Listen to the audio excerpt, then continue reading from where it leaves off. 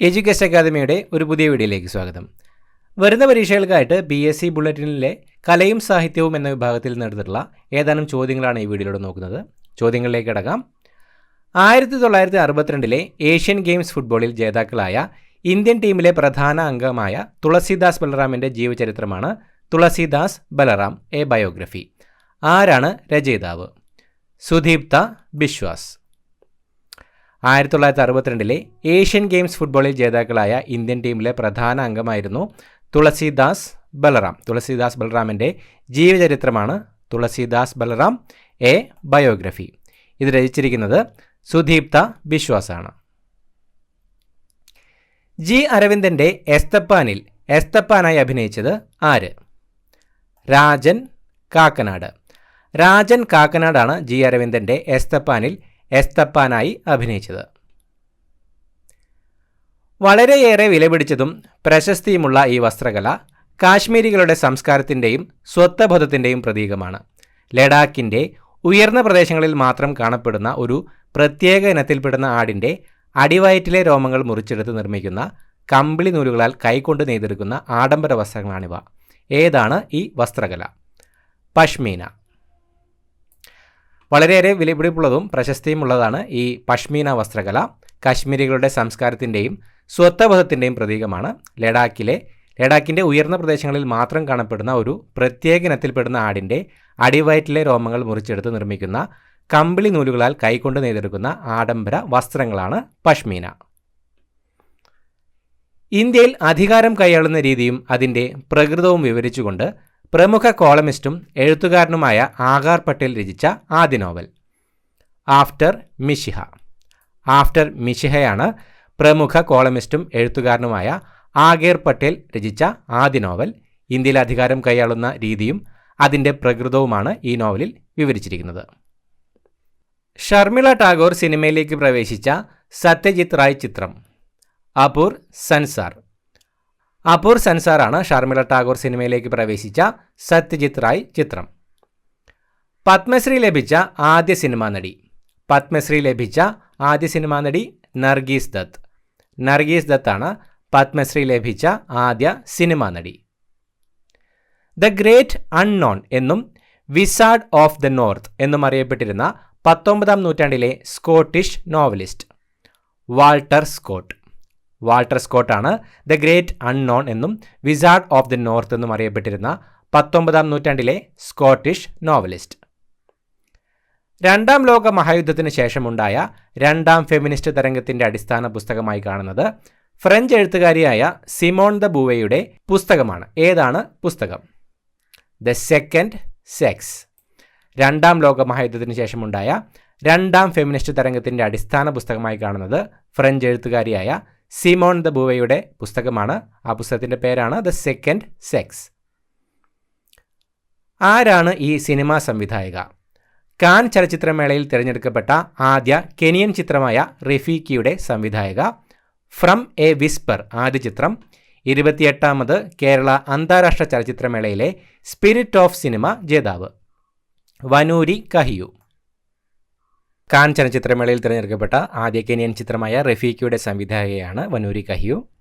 From a whisper ആണ് Wanuri കഹിയുടെ ആദ്യ ചിത്രം.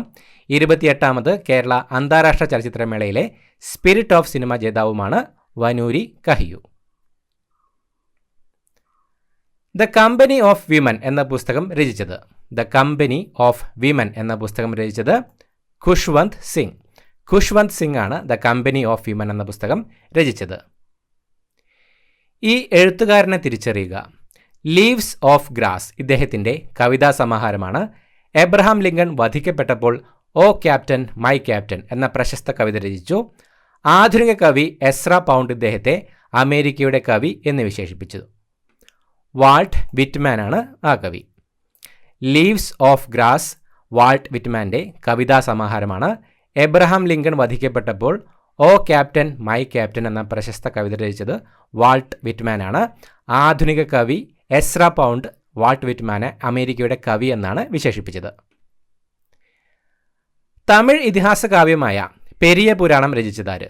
തമിഴ് ഇതിഹാസ കാവ്യമായ പെരിയ പുരാണം രചിച്ചത് ചേക്കിഴാർ. ചേക്കിഴാറാണ് തമിഴ് ഇതിഹാസ കാവ്യമായ പെരിയ പുരാണം രചിച്ചത്? ജ്ഞാനപ്പാനയുടെ മാതൃകയിൽ അർണോസ് പാതിരി രചിച്ച കൃതി ഏത്? ജ്ഞാനപ്പാനയുടെ മാതൃകയിൽ അർണോസ് പാതിരി രചിച്ച കൃതി പുത്തൻപാന. പുത്തൻപാനയാണ് ജ്ഞാനപ്പാനയുടെ മാതൃകയിൽ അർണോസ് പാതിരി രചിച്ച കൃതി. ഒറ്റവാക്യമായുള്ള ഒരു ഖണ്ഡികയിലാണ് ചാൾസ് ഡിക്കൻസിൻ്റെ ഈ നോവൽ ആരംഭിക്കുന്നത്. ഇതൊരു മെച്ചപ്പെട്ട സമയമാണ്, മോശപ്പെട്ട സമയവും ഇതുതന്നെ. ഇങ്ങനെ ആരംഭിക്കുന്ന ഈ നോവല് ഏതാണ്? A tale of two cities. Charles ഡിക്കൻസിൻ്റെ a tale of two cities എന്ന നോവൽ ആരംഭിക്കുന്നത് ഇതൊരു മെച്ചപ്പെട്ട സമയമാണ്, മോശപ്പെട്ട സമയവും ഇതുതന്നെ എന്ന ഒറ്റവാക്യമുള്ള ഒരു ഖണ്ഡികയിലാണ്. രാമചന്ദ്ര ഗുഹയുടെ ഈ പുസ്തകം ക്രിക്കറ്റ് എന്ന വിനോദത്തെ വർഗം, ജാതി, മതം, രാജ്യം എന്നീ വിഭാഗങ്ങളിലൂടെ വർണ്ണിക്കാൻ ശ്രമിക്കുന്നു. ഇന്ത്യൻ പ്രതിരോധത്തിൻ്റെ തട്ടകമായി ക്രിക്കറ്റ് ഫീൽഡിനെ കാണുന്ന ഈ പുസ്തകമേത്? A corner of a foreign field. A corner of a foreign field. Ramachandra ഗുഹയുടെ ഈ പുസ്തകം ക്രിക്കറ്റ് എന്ന വിനോദത്തെ വർഗം, ജാതി, മതം, രാജ്യം എന്നീ വിഭാഗങ്ങളിലൂടെ വർണ്ണിക്കാൻ ശ്രമിക്കുന്നു. ഇന്ത്യൻ പ്രതിരോധത്തിൻ്റെ തട്ടകമായി ക്രിക്കറ്റ് ഫീൽഡിനെ കാണുന്ന ഈ പുസ്തകമാണ് A corner of a foreign field. Indian ചിത്രങ്ങളിൽ ഏറ്റവും കൂടുതൽ വിലയ്ക്ക് വിറ്റഴിക്കപ്പെട്ട ചിത്രമായി മാറിയിരിക്കുന്നു ദ സ്റ്റോറി ടെല്ലർ. 61.8 കോടി രൂപ. ആരുടെ ചിത്രമാണിത്? അമൃത ഷേർഗിൽ. അമൃത ഷേർഗിലിൻ്റെ 61.8 കോടി രൂപയ്ക്ക് വിറ്റുപോയ ചിത്രമാണ് ദ സ്റ്റോറി ടെല്ലർ. ഇന്ത്യൻ ചിത്രങ്ങളിൽ ഏറ്റവും കൂടുതൽ വിലയ്ക്ക് വിറ്റഴിക്കപ്പെട്ട ചിത്രമായി ഇത് മാറിയിരിക്കുകയാണ്. ഇന്ത്യയിലെ പ്രശസ്തനായ ഒരു മാധ്യമ പ്രവർത്തകൻ തൻ്റെ ആദ്യകാല പത്രപ്രവർത്തനം ആരംഭിച്ചത് BBC-ക്ക് വേണ്ടി ഇന്ത്യയിലെ തിരഞ്ഞെടുപ്പ് റിപ്പോർട്ട് ചെയ്തുകൊണ്ടാണ്. ദ വേൾഡ് ദിസ് വീക്ക് എന്ന TV ഷോയിലൂടെ ലോകമറിഞ്ഞു. ഇന്ത്യയിലെ മാധ്യമ വ്യവസായത്തിന് ശക്തമായ അടിത്തറ പാകിയ NDTV സ്ഥാപിച്ചത് ഇദ്ദേഹവും ഭാര്യയും കൂടി ചേർന്നാണ്. ആരാണ് ഈ മാധ്യമ പ്രവർത്തകൻ? പ്രണോയ് റോയ്. പ്രണോയ് റോയ്. ഇന്ത്യയിലെ പ്രശസ്തനായ മാധ്യമ പ്രവർത്തകനായ പ്രണോയ് റോയ് തൻ്റെ ആദ്യകാല പത്രപ്രവർത്തനം ആരംഭിച്ചത് BBC-ക്ക് വേണ്ടി ഇന്ത്യയിലെ തിരഞ്ഞെടുപ്പ് റിപ്പോർട്ട് ചെയ്തുകൊണ്ടാണ്. ദ വേൾഡ് ദിസ് വീക്ക് എന്ന TV ഷോയിലൂടെ അദ്ദേഹത്തെ ലോകമറിഞ്ഞു. ഇന്ത്യയിലെ മാധ്യമ വ്യവസായത്തിന് ശക്തമായ അടിത്തറ പാകിയ NDTV സ്ഥാപിച്ചത് പ്രണോയ് റോയും ഭാര്യയും കൂടി ചേർന്നാണ്. ഹാരി പോട്ടർ സീരീസിലെ ആദ്യ പുസ്തകമേത്? ഹാരി പോട്ടർ സീരീസിലെ ആദ്യ പുസ്തകം Harry Potter and the philosophers stone. Harry Potter and the philosophers stone ആണ് ഹാരി പോട്ടർ സീരീസിലെ ആദ്യ പുസ്തകം. മനുഷ്യ ശരീരത്തിൽ പച്ചകുത്തി അലങ്കരിക്കുന്ന കല ആദിവാസി ഗോത്ര സമൂഹങ്ങളിലാണ് ആരംഭിച്ചത്. ഈ കല അറിയപ്പെടുന്ന പേര്? ഗോദ്ന. മനുഷ്യ ശരീരത്തിൽ പച്ചകുത്തി അലങ്കരിക്കുന്ന കല ആദിവാസി ഗോത്ര സമൂഹങ്ങളിലാണ് ആരംഭിച്ചത്. ഈ കല അറിയപ്പെടുന്ന പേരാണ് ഗോദ്ന. കവിയും സ്വാതന്ത്ര്യ സമര ഗീതങ്ങളുടെ കർത്താവുമായ ബോധേശ്വരൻ്റെ മകളും പ്രശസ്ത കവിയാണ്. ആരാണിവർ? സുഗതകുമാരി. കവിയും സ്വാതന്ത്ര്യ സമര ഗീതങ്ങളുടെ കർത്താവുമായ ബോധേശ്വരൻ്റെ മകളാണ് സുഗതകുമാരി. ഈ സാഹിത്യ പ്രതിഭയെ തിരിച്ചറിയുക. ഇറ്റാലിയൻ ഭാഷയിലാണ് ഈ എഴുത്തുകാരിയുടെ റോമൻ സ്റ്റോറീസ് എന്ന ചെറുകഥാ സമാഹാരം ആദ്യം പുറത്തിറങ്ങിയത്. പുലിറ്റ്സർ പുരസ്കാര ജേതാവായ എഴുത്തുകാരിയുടെ ഏറ്റവും പുതിയ രചനകളിലൊന്നാണിത്. 2012 മുതൽ റോമിൽ താമസിച്ചു വരുന്നു. ജുംബ ലാഹിരി. ജുംബ ലാഹിരിയാണ് ഈ സാഹിത്യ പ്രതിഭ.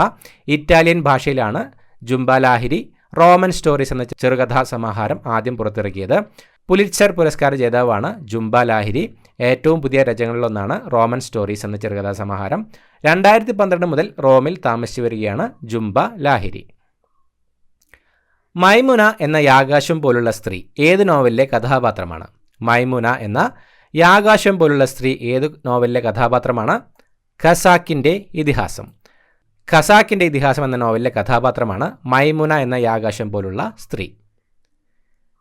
2023 JCB സാഹിത്യ പുരസ്കാരം നേടിയ ഫയർ ബേർഡ് എന്ന കൃതി രചിച്ചതാരാണ്? 2023 JCB സാഹിത്യ പുരസ്കാരം നേടിയ ഫയർ ബേർഡ് എന്ന കൃതി രചിച്ചത് പെരുമാൾ മുരുകൻ. പെരുമാൾ മുരുകനാണ് 2023 JCB സാഹിത്യ പുരസ്കാരം നേടിയ ഫയർ ബേർഡ് എന്ന കൃതി രചിച്ചത്. തിന്നുക, കുടിക്കുക, ആനന്ദിക്കുക എന്ന വാദം മുന്നോട്ട് വെച്ച ഗ്രീക്ക് തത്വചിന്തകനാണ് എപ്പിക്യൂറസ്. ഇതിന് സമാനമായ ഇന്ത്യൻ ദർശനമേത്? ചാർവാക ദർശനം. തിന്നുക, കുടിക്കുക, ആനന്ദിക്കുക എന്ന വാദം മുന്നോട്ട് വെച്ച ഗ്രീക്ക് തത്വചിന്തകനാണ് എപ്പിക്യൂറസ്. ഇതിന് സമാനമായ ഇന്ത്യൻ ദർശനമാണ് ചാർവാക ദർശനം. ഡൽഹിയിലെ അധികാര വലയങ്ങളെ അനാവരണം ചെയ്തുകൊണ്ട് ദീപിക കപൂർ രചിച്ച crime novel. Age of vice. Age of vice ആണ് ഡൽഹിയിലെ അധികാര വലയങ്ങളെ അനാവരണം ചെയ്തുകൊണ്ട് ദീപിക കപൂർ രചിച്ച ക്രൈം നോവൽ. ഇത്രയുമാണ് ഇന്നത്തെ ചോദ്യങ്ങൾ. പുതിയൊരു വീഡിയോയുമായിട്ട് വീണ്ടും കാണാം. Thank you so much for watching. Have A nice day.